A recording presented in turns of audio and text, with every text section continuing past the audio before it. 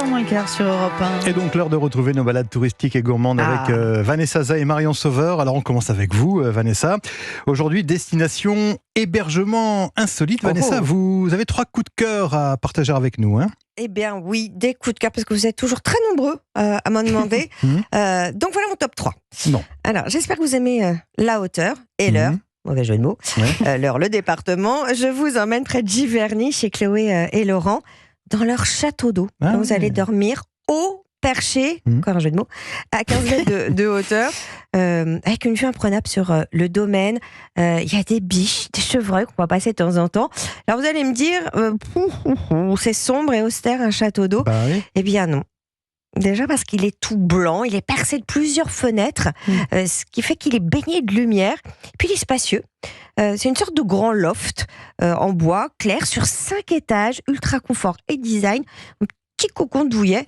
Voilà. Mais il faut réserver, faut le savoir, pour 2 nuits, donc au minimum. Alors votre deuxième coup de cœur nous emmène cette fois dans le Pays Basque. À Anglette, entre l'arrière-pays et l'océan, sur un lac, dans des lodges flottants que l'on rejoint en bateau, électrique bien sûr, tout en bois ces bateaux. Ces lodges, ils sont au nombre de 2, ils sont très élégants, ils sont conçus pour 4 adultes, 50 mètres carrés, 2 chambres avec lit double, coin salon et terrasse de 25 mètres carrés. Voilà, ça c'est le bonheur pour un apéritif sur la terrasse au son du clapotis de l'eau. Voilà, et comme ces lodges font partie du domaine de Brindos, avec son château et son restaurant, vous pouvez aussi reprendre le bateau pour aller dîner sur la terre ferme. Ça doit être une belle expérience, ça. Donc je valide celui-là. Et votre dernier choix, Vanessa? Allez, on part dormir dans le Gard, sous une voûte constellée, mais pas d'étoiles, de stalactites scintillantes, de cristaux de calcite précieux. Et ouais, on est dans une grotte, évidemment, vous l'aviez deviné, et c'est celle de la Cocalière qui propose cette expérience totalement folle.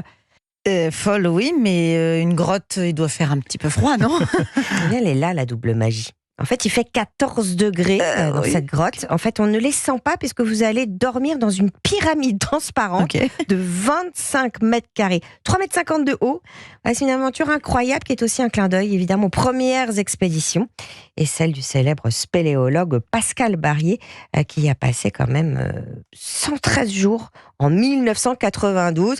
Et bon, là, c'était pas vraiment le même confort. Ah oui, on l'imagine aisément. Merci Vanessa. Marion Sauveur, c'est à vous pour votre produit de saison. Aujourd'hui, c'est un poisson, donc c'est ça ? Un poisson blanc au corps fusiforme avec des points noirs et jaunes alignés le long de sa ligne latérale. Son goût et la texture de sa chair se rapprochent de ceux du bar. C'est le maigre. Est-ce que vous connaissez d'ailleurs son petit surnom à ce maigre ? Non. Moi non plus. Le grogneur, parce qu'il grogne, effectivement, il émet des sons graves et par résonance sous l'eau, on croirait les grognements d'un chien. Terrifiant. Les pêcheurs se servaient d'ailleurs de ces grognements pour les repérer dans les temps anciens, plus du tout aujourd'hui.